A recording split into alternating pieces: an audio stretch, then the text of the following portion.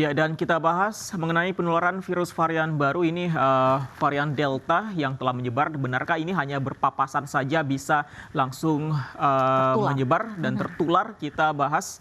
Ini ada bersama kami, ada Pak Diki Budiman.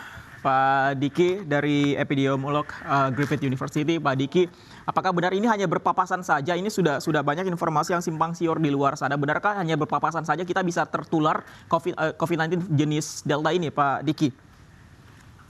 Ya, data yang ada artinya data yang ada dari Australia menunjukkan bahwa memang betul potensi paparan bahkan terjadi ketika orang itu berpapasan. Berpapasan ini bahkan dalam rentang tidak lama, kurang dari setengah menit bahkan, sekitar 10 detik pada kasus ini, 2 orang yang berpapasan dan terinfeksi ini. Dan ini semua dibuktikan dengan genome sequencing, berarti kuat sekali validasinya akuratnya. Kemudian juga dengan diperkuat dengan CCTV. Nah, hal ini harus ditambah juga dengan menambahkan bahwa 2 orang ini pertama tidak memakai masker. Kemudian juga dia tidak atau belum divaksinasi. Nah, artinya tidak hanya dalam masalah paparan, tapi juga ada potensi yang membuat memang dia akhirnya menjadi semakin rawan. Makanya masker itu menjadi penting. Ini sebetulnya untuk difahami, tidak ada berarti varian ini bersikap, berperilaku berbeda, sebetulnya tidak ya.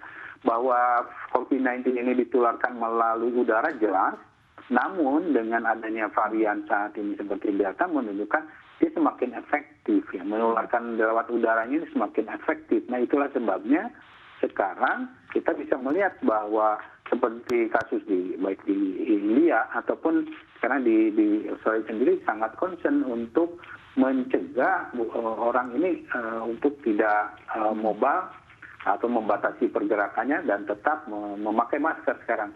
Nah, kelemahan yang saat ini ada adalah bahwa banyak orang abai ya dalam memakai masker, termasuk juga harus diingat tidak semua artinya otomatis di outdoor atau di luar rumah, luar ruangan itu aman, tidak.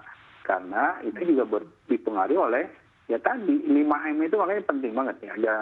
Dan selain masalah memakai masker juga sirkulasi udara yang memang harus baik.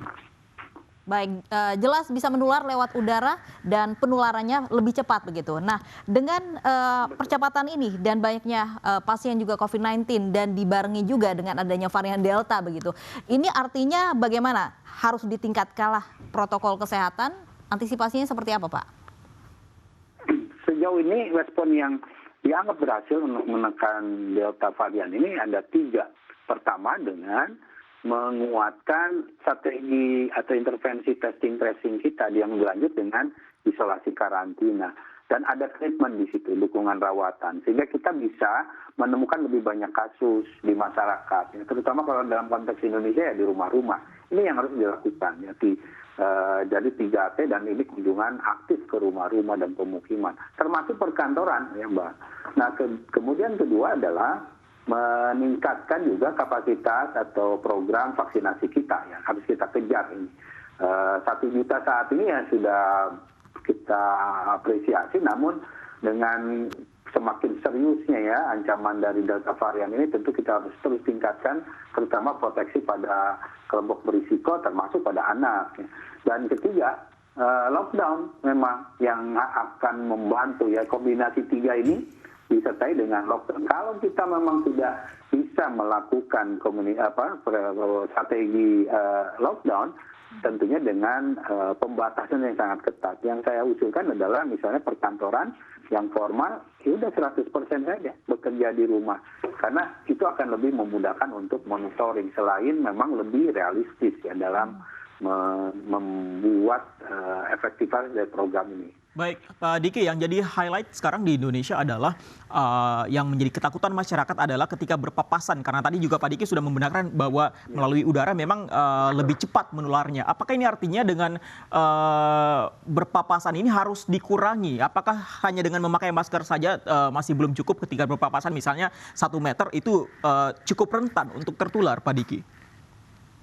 Ya, memang itulah akhirnya memang banyak faktor yang harus kita perkuat ya untuk mengurangi risiko. Antara lain bahwa ketika misal beraktivitas di luar rumah, kita pastikan bahwa satu, kita memang perlu keluar rumah, itu esensial. Kedua, memakai masker, dengan 2 lapis ya, 2 lapis masker bedah di dalam, bagian luarnya masker kain. Kalau untuk tenaga kesehatan sekarang ya harus pakai masker N95. Kemudian jaga jarak itu penting, ya, minimal 2 meter. Dan jauhi kerumunan keramaian. Nah, ini yang penting. Dan juga untuk diingat bahwa sirkulasi ya, kecepatan angin juga berpengaruh. Nah, pastikan bahwa baik itu di dalam ruangan atau di luar ruangan, sirkulasi udara dalam hal itu kecepatan anginnya yang memang cukup. Oke, Pak Diki, mohon maaf saya potong Pak Diki. Ini biar lebih clear. Misalnya salah satu dari 2 orang yang berpapasan ini positif varian Delta ini, tapi dia tidak bersin ketika berpapasan dengan orang yang tidak tertular. Apakah itu artinya ketika dia tidak bersin dan tidak melakukan kontak begitu, apakah itu tidak tertular? Kemungkinannya tetap terjadi ya, karena ini makanya si Delta varian ini 50% lebih menular dari Alpha varian, dan dibandingkan yang virus yang di Wuhan sana 100%. Makanya efektif banget. Bahkan kan ini nggak yang berpapasan ini hanya bernafas seperti biasa gitu. Dan ini yang artinya sangat serius itu, karena begini, kalau bicara Delta varian tentu ada faktor jumlah virus juga dari orang ini yang memang cukup tinggi.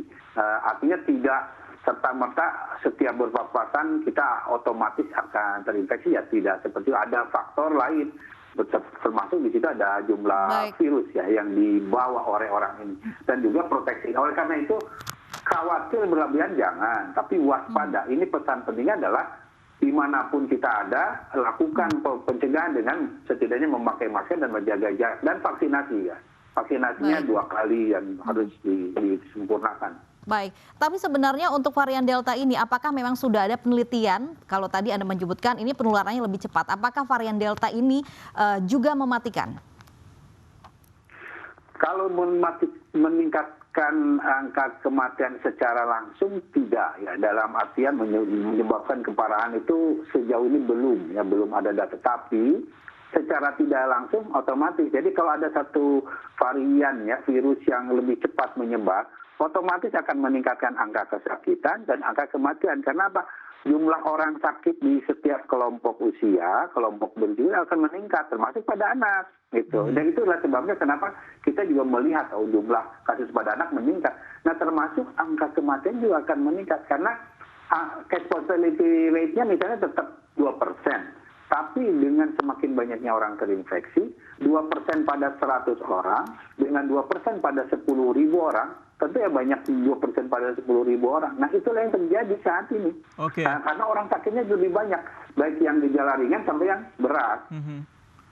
Pak Diki, terakhir, benarkah varian Delta ini juga lebih cepat menular melalui benda-benda, misalnya gagang pintu, Pak Diki?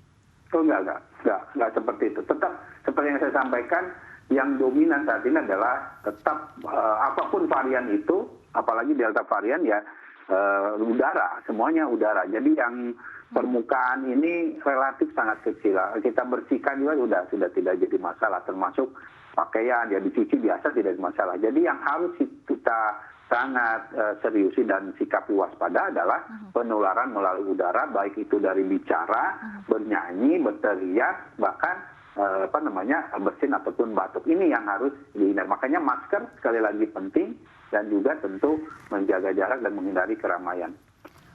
Baik, dan tentunya dengan penyemprotan disinfektan juga menjadi antisipasi ya Pak Diki. Terima kasih Dr. Diki Budiman, epidemiolog dari Griffith University.